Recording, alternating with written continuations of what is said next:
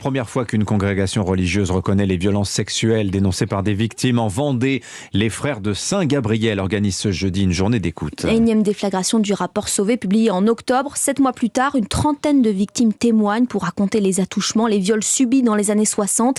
À l'époque, ce sont des enfants scolarisés dans des établissements religieux du Finistère ou de Loire-Atlantique. Ils se sont confiés à Louise Salé pour Europe 1. Jean-Pierre Fournier avait 8 ans. Les attouchements ont commencé en 1965 et ont duré 2 ans, 2 fois par semaine.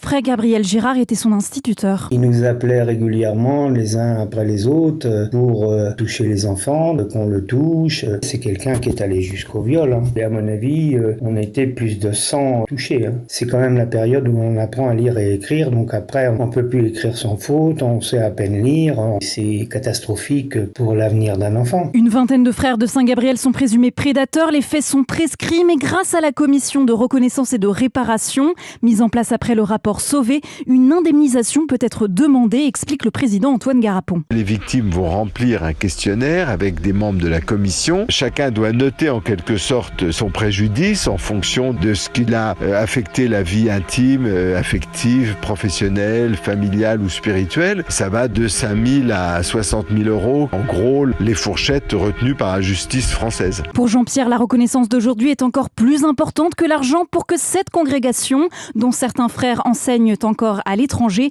mesure la gravité des agissements du passé. Louise Salé du service Société d'Europe 1.